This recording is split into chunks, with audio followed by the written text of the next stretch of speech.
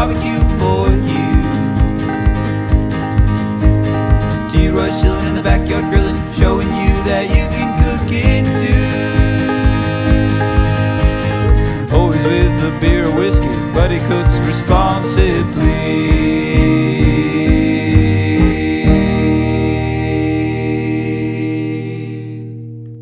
Today's video, I'm making some homemade turkey gumbo. This is the same exact recipe as if you were doing a chicken and sausage gumbo, but I'm putting turkey in it. I got some leftover turkey from Thanksgiving, and I deboned the turkey, and I used those bones along with some onions and celery and bell pepper and carrots and stuff like that, and bay leaves. I made a stock, okay? Got turkey stock we're gonna use to make this gumbo. First off though, we need some oil and we need some flour. We're gonna make a homemade roux, folks. It's gonna be good. Just stick around. All right, I got a Dutch oven here. It's over a medium high right now. You need equal parts flour and oil. I'm using some vegetable oil. That's about a half a cup right there. And I'm gonna mix in half a cup of all-purpose flour.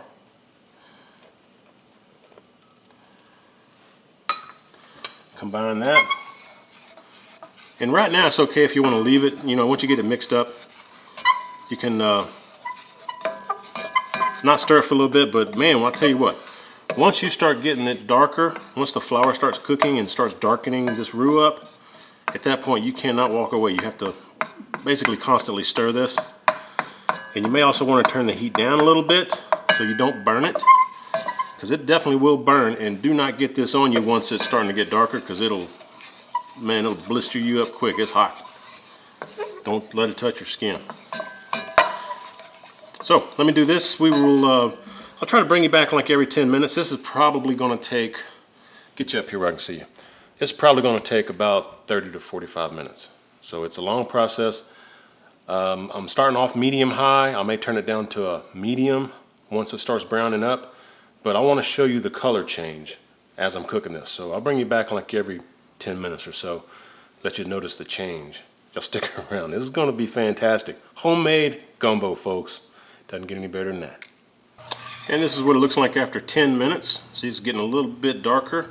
And when you're doing a roux, you can make the roux as dark as you want. The darker the roux, the darker the gumbo, basically.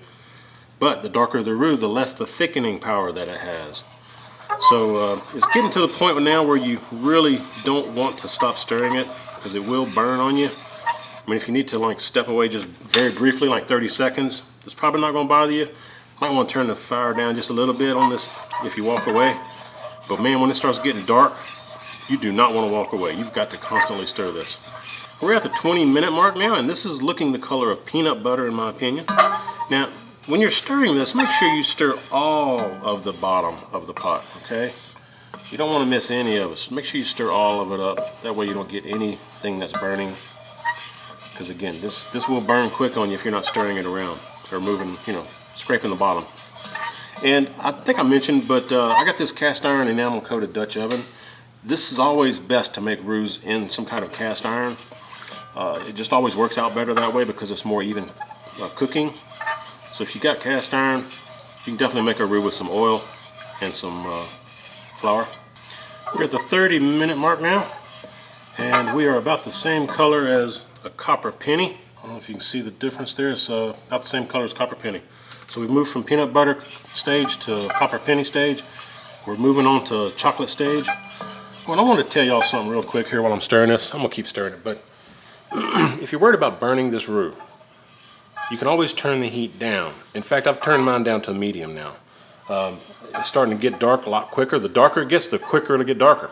You know, so if you're worried about burning it up, just put it on medium low, and that'll keep cooking. It'll keep the oil hot enough to keep cooking the flour, and it will keep making it darker. It'll just take a little longer, but you have a less of a chance of burning your roux, because if you burn the roux, might as well throw it out. It's gonna be bitter, your gumbo is gonna taste nasty. Do not burn your roux, whatever you do in this process. Bring it back in 10 minutes, we'll check it again. All right, I think my timer's about up here for another 10 minutes. So we're 30 minutes in, is that right? No, 40 minutes in at this point. 40 minutes in. And I'm sure my timer will be going off here very shortly. Gotta check that out. This is almost the color of dark chocolate, so we're getting there.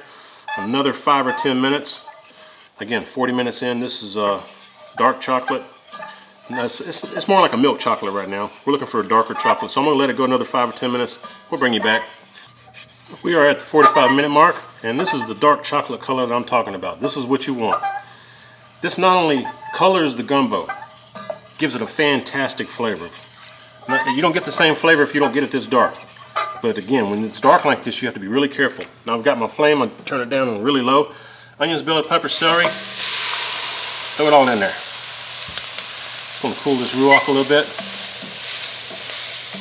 I'm gonna cook this for about 5 minutes or so. I'm gonna bring the heat back up to medium.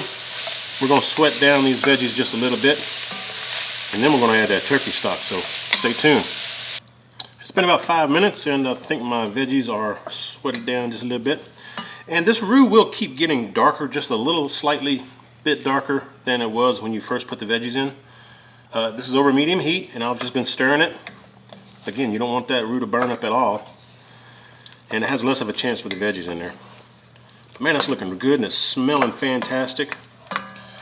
Now, what I'm gonna do, let me see, there's something I was gonna tell y'all. What was it? Come on, T-Roy, what is it? What is it? What is it? Can't remember. Anyways, yeah, I'm fixing to add my turkey stock. And if I think I mentioned earlier, but if I didn't, I made some homemade turkey stock out of the turkey that I had from the spatchcock turkey video I did recently. Just put some of that in there. Give it a nice stir. And I made plenty of turkey stock, so I shouldn't have to add any water or anything in here. But we will see. Oh, that's what I was going to mention, yeah. This is the spatchcock turkey that I made the broth out of, the stock, and the turkey, the spatchcock turkey is what I'm using in this gumbo. Should give it a nice grill flavor, but also a nice Cajun gumbo flavor too. It's good stuff. I don't put okra in my gumbo. A lot of people do, but I don't care for okra in my gumbo. And I'm not doing Creole style. If you want Creole style, you can add just some tomato sauce or tomatoes crushed up in here. Give it a little Creole. I'm going Cajun, man. Going Cajun with it. It's looking pretty good, though. Tell you what, man. Oh, and that spatchcock turkey video I did. If you hadn't seen it yet, I'll put it up here for you. You'll check it out. It's good stuff, man. Good stuff. All right, let's get back to cooking. I'm gonna let this come together, and once it comes up to a boil, it will thicken. You have to bring it up to a boil to let it thicken. But once you have all that mixed in together like that, go ahead and add just some more of your stock. And you can just use water. If you don't have this, just use plain water, folks. No biggie. And how much of each of these things, if you ask, well, what's the recipe? Well, I don't really have a recipe. I learned from my grandma. She's a dumps-a-lot kind of cook. I'll try to come up with a recipe for you and put it down below, though, okay? I'll go back and see about approximately how much of each ingredient I added. I'll put it down in the description box below. But y'all watch the video and follow along with what I do. You may want to watch the video all the way through once and then come back and make your gumbo after you have all the ingredients. Because I'll be adding stuff in the middle of this video, as y'all seen. Don't be skipping none of it. All right, we're going to keep cooking. We'll bring y'all back here, I don't know, 5-10 minutes, see what it's looking like. All right, this just started boiling. And I put it on high so it would come up to a boil fairly quick. That's what we got right there, folks. Man, I wish I could smell this. Goodness, does it smell good. Now, I've got some, I got some more turkey stock here, but instead of using that, I think what I'm going to do is just add some more water if I need some. I'm going to turn this down on low now that it's simmering. I mean, now that it's boiling. I'm going to turn this down on low. I'm going to cover it, and we're going to let this simmer on a low heat. Just let it simmer with the cover on for about 45 minutes to an hour. That's going to make sure that everything, all the flavors mingle together, all right? So we will bring y'all back here in about an hour. Check you then. All right, this has been simmering for 1 hour. Let's take a look, see what it looks like. Hopefully that didn't fog up my lens. Ooh, doggy. Man, I wish I could smell that. That smells like some good gumbo right there. Now, you'll notice we've got some fat layer across the top of it. I'm fixing to skim all that fat off. You can just take your little spoon or something else. Skim the fat off. That's all we're doing. So let me do that, and we'll bring you right back. Most of the fat got skimmed off of there. We still have a little bit left, but that's fine.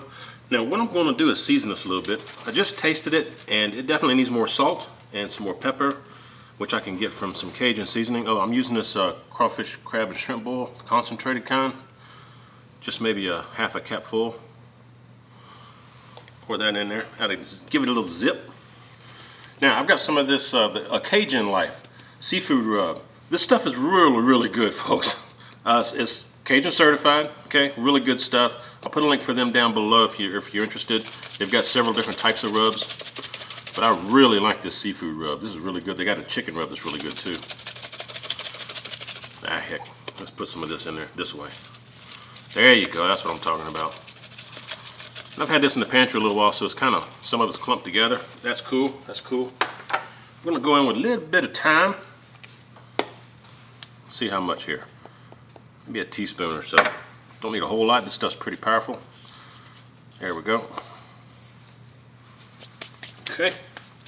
Now then, we need some green onion. I found some green onion in my freezer, so we're going to go ahead and add the rest of this green onion right here we have frozen. Just using up stuff I had in the fridge in the freezer. Here we go. That'll work. Now I want y'all to check these. This is andouille in this hand. This is beef sausage. Can you see the difference? This has some Cajun seasonings into it, and it's actually smoked. It's a beef sausage, but you can see it's it looks great, man. I like andouille. Karen does not. So I've got some regular beef sausage, which I just kind of, I took the whole length right there and just kind of busted it in half and cut it. So we got the regular beef sausage from here in Elgin. Got some of this andouille from Beaumont, I think, Beaumont, Texas. We're going to add the sausage in there and the andouille. And you will get some fat that'll float on the surface again from the sausage, okay? If you want to pre-cook the sausage, you're welcome to. I don't. I just skim the fat back off of it after it simmers for a little bit longer. This is my turkey, folks. This is that turkey that I took off the bones where I made the stock. It's the spatchcock turkey that I did on the Santa Maria Gabby's Grill. We're going to add all this turkey in there. Yeah, check that out, man. See that skin on there? Crisped up from that Gabby's Grill. Good stuff. There we go. Now what I'm going to do is put the lid back on this, let this simmer for another, I guess 30 minutes or so. And like I said in the beginning, if you don't want to use turkey, that is fine. Just use some chicken. That'll work just as well. It doesn't have to be grilled. You can smoke chicken. Also tastes great in here, smoked chicken. But just regular baked chicken, also really good. And that's looking more like a gumbo right there. All right, we're gonna let the flavors mingle again, let some of that sausage warm up along with the turkey. Put the lid back on it. And folks, we will check y'all back here in about a half hour or so. Stay tuned. All right, guys, let's check out this gumbo. Yeah, my mom's already fixed her a bowl of it, so it's Karen. Tell you what, man, it smells fabulous. Oh, I wish I could smell that. That's good stuff. Looking really good. Now, this sausage did create some grease on top, so I did skim it once more. I'm just gonna fix me a bowl here. And what you wanna do is get your little sassafras leaf ground up. It's called filet. Get you some of the filet. Put some of that on your rice, which I'm gonna do. Let me fix me a bowl of this. We're gonna be right back and taste it. Let's get it all mixed up right here. I'll tell you what, you can use this same recipe for seafood gumbo or for chicken sausage gumbo. Doesn't matter. I personally like either seafood gumbo or turkey gumbo best. And having the homemade stock, it rocked. I seasoned the stock up, so I didn't really have to add a whole lot of seasonings to this. Give me some of that andouille, some of that turkey. Here we go. Oh my gosh. Keep telling y'all sometimes I impress myself. Double thumbs up from old T-Roy. That's jamming. Hope y'all give this a try. Hope you enjoyed the video. Don't forget to check out my merch store. Links down below in the description box. Get you some shirts and hats. Christmas coming up, you know. Hope y'all enjoyed this though. Really do. I appreciate it. all the requests for me to make this, and I did it homemade. Try it out for yourself. It's good stuff. I'll put a sort of recipe down in the description box as I mentioned. Y'all check that out if you're interested. Good, really good. Thumbs up. Hope you share the video. When you do, hope you tell all your friends. T-Roy cooks responsibly. Cheers, everybody.